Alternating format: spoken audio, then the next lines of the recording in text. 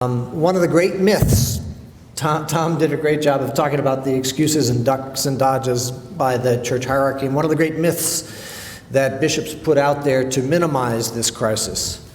And there's only about, 80, 90, 100 such myths, but one of the myths that we hear is mostly boys. In fact, in our SNAP membership, half of our members are women who are sexually exploited as kids, and oftentimes as young, vulnerable adults. So I'm grateful to every survivor who's here, but I'm especially grateful to female survivors who are speaking up. And I want you all to give a warm welcome to Diana, who's a real hero. Thank you, Ian. I'm here today just to let everybody know that there is help out there. And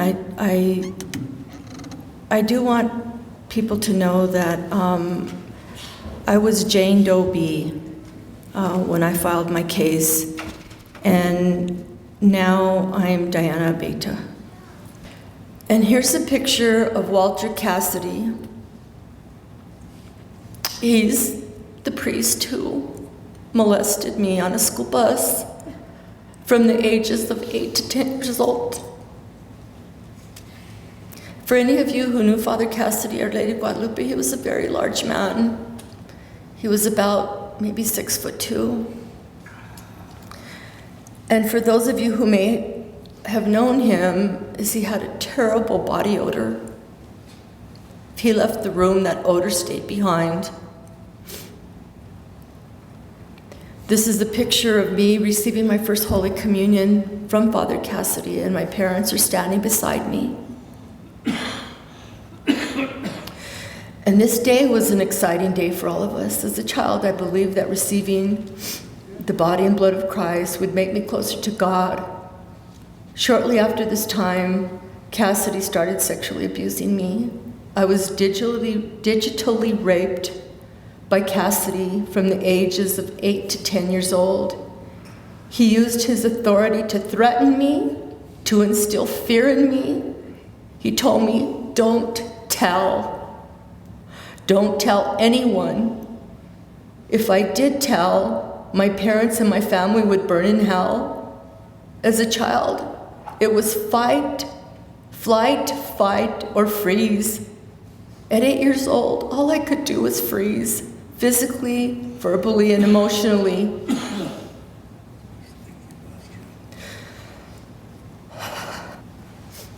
So the last thing I want you to all take away today is that please tell your kids, tell your families, it's okay to tell. Please tell. Thank you.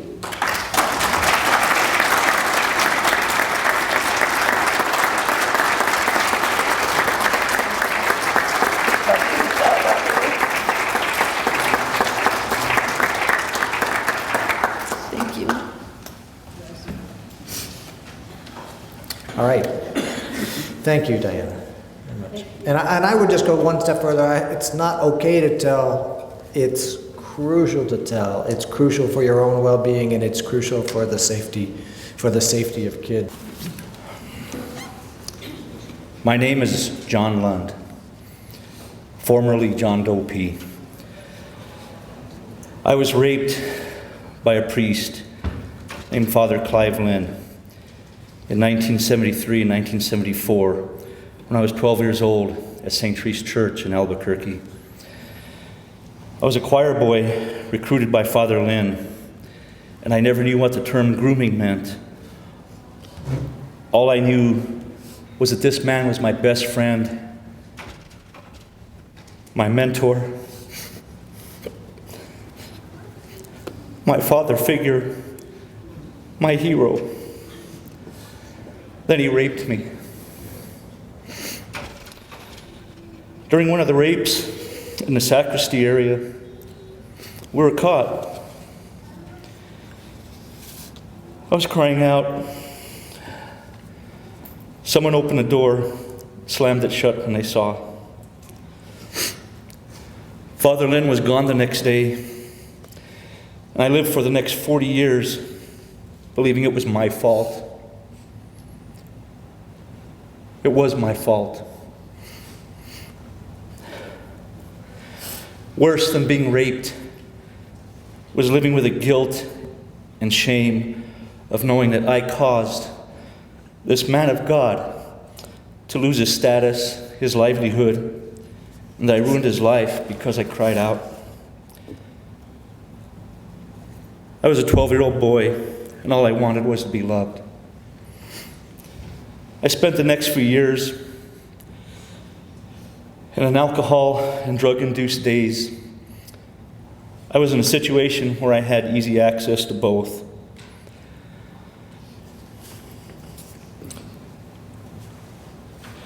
And what do you do at 12 to dull the pain? What do you do? It took over 40 years for me to tell anyone what had happened. The pain, not just the physical pain, but the emotional pain, the scars of a ruined life, of a life you try to hide,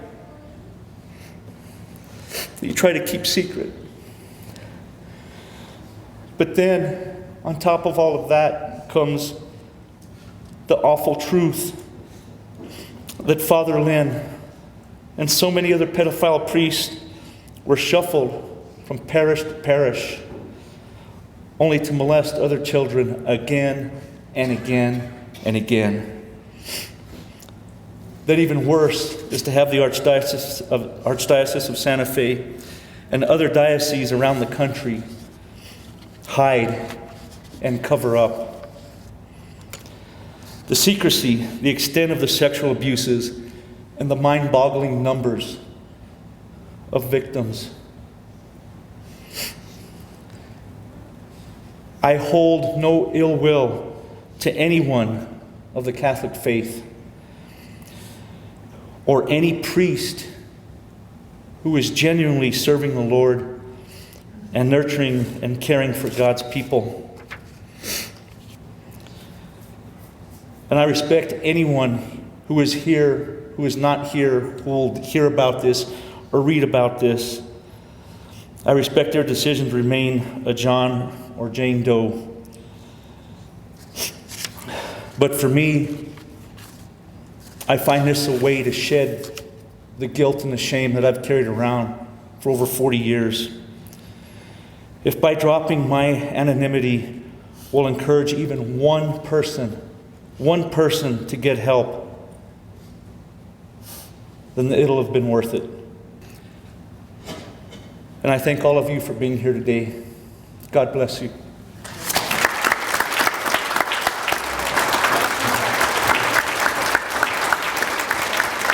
The next brave survivor you'll meet is known in the legal papers as John Doe N. But like John Lund, this brave man is breaking his silence today. Welcome, John Doe.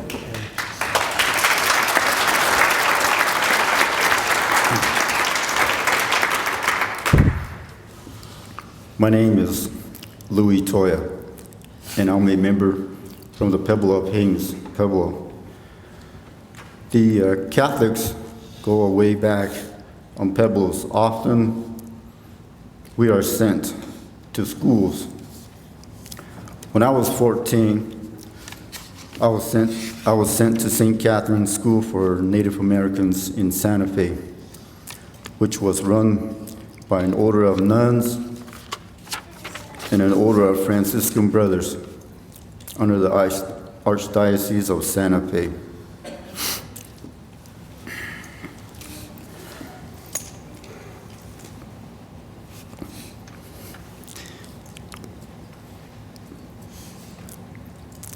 When I was a freshman, I had strep throat and a fever while living in my dorm, and was sent to one of the Catholic brothers for medical attention. Brother Dennis Huff lived on the first floor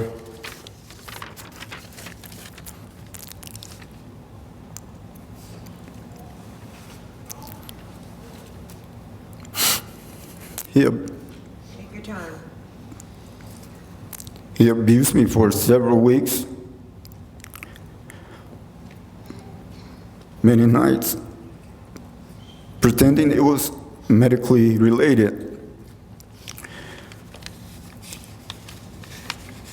I never graduated from that school, and instead I ran away and started drinking. The past 10 years, I have been alcohol-free. I fell once.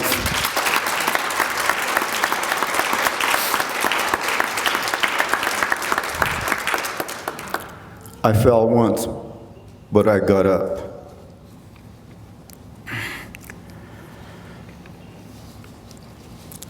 Recently, the years of forced secrecy and shame gave way, and I found help. Even though my litigation name is John Doe N, my real name is Louis Toya. I no longer am hiding any secrets for the Catholics, and I want to thank everyone for being here today, my family, friends. Thank you.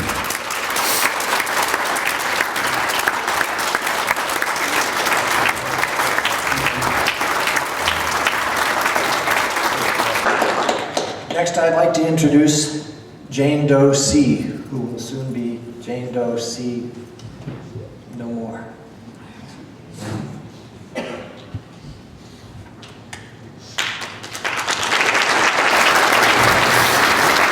Thank you. Yesterday I was Jane Doe C, and today I am Letty Estrada. I'm a survivor, and it took a long time to know that I am a survivor. I am a victim no more. Walter Cassidy was, I'm not going to call him a father because he doesn't deserve that respect. He was the man that sexually molested me from the time I was 10 years old in his catechism class, where we as children go, because, well, you got to learn about God somewhere, don't you? And who else better to teach you than the priest that sits there and tells you about God? We're children. We only know what we're told. They say, we go to confession when you're a child. What are we confessing? How many of us did not make up a lie to confess because we were there? We had to, oh, we stole a nickel. Oh, I mean, we made up stuff so we could get the bread, the host, whatever, And I did it all the time because that was what my family expected it. You had to go to confession on Saturday. You're a child. What do you confess? Now I'm 10 years old. Boy, they got a lot to confess. This was the 60s. I was 10. This went on for 2 years. And until I left his catechism class, where you move up into another class of older children, I did speak up. I told my family. I got the beating of my life. My grandfather was a very devout Catholic. I was a liar. I felt like dirt. And after that, why would you say anything again? Took 40 years plus until I started hearing about this. I read in the paper also, Father Cassidy's name just jumped out at me. Talk about bad memories. I had held it where you're supposed to stash awful, awful things. And I couldn't understand why it had all come forward. Today I understand why. After therapy, I realize it's because we need closure. And the only way you can get closure is to face what put you there. Today I was told by a very good friend of mine that he would be embarrassed to stand here and give his name because he was embarrassed of what people would think. I don't care what people think. No one should. You should not care that oh, they're going to think. No, it doesn't matter. It doesn't matter. So please, if you know someone or you even suspect, and this could have been 40, 50 years ago, it is never too late. You need closure. You need closure. Thank you.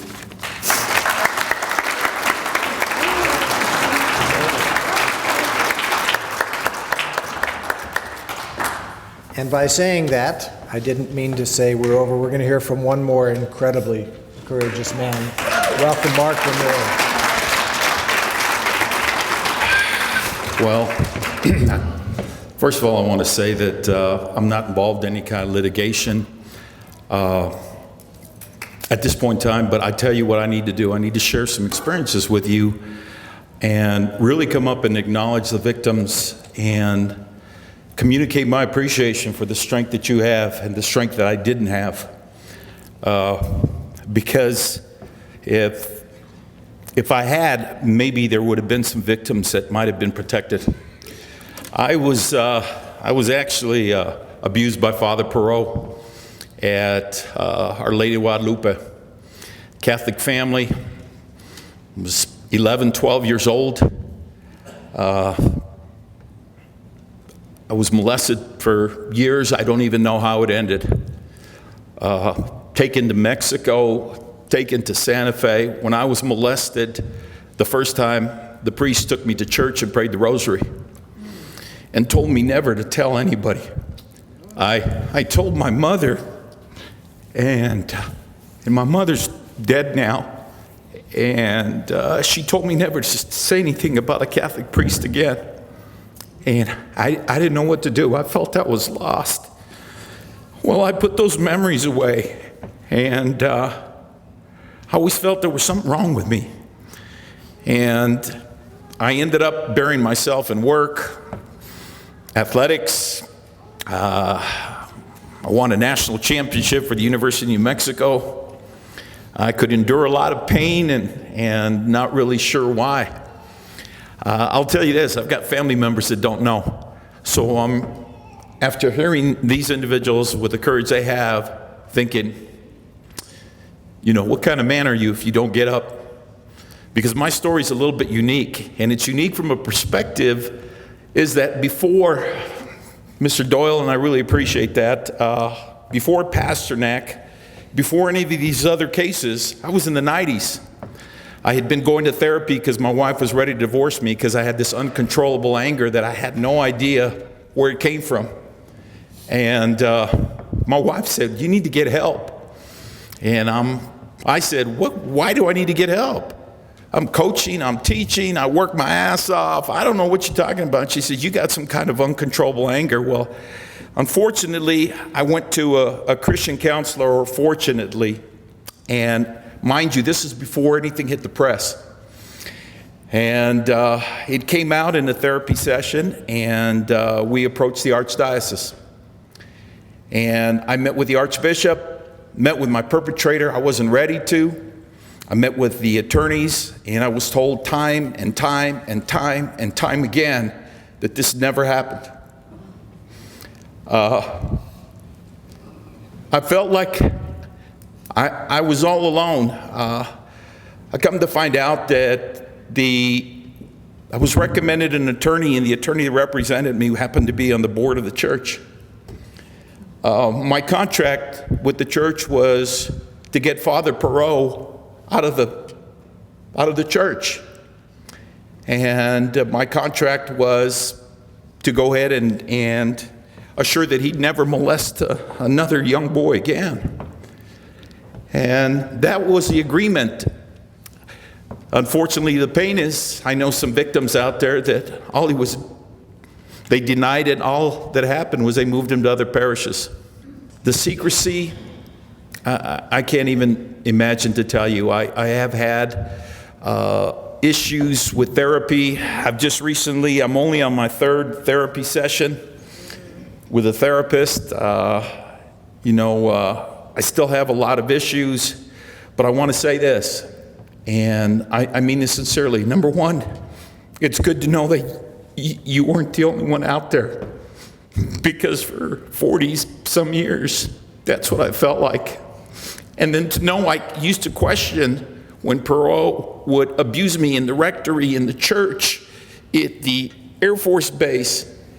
Oh, Cassidy was there.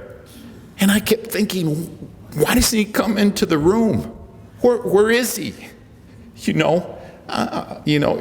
is a man of God. I mean, very similar. I was brought up that way. And Now I know why he wasn't there.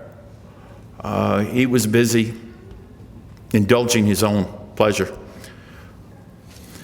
But what I want to do is communicate my appreciation for these brave individuals to come up and who have shared some dark secrets. And I just hope and pray that God continues to bless the family of God. And this isn't hidden any longer. And thank you.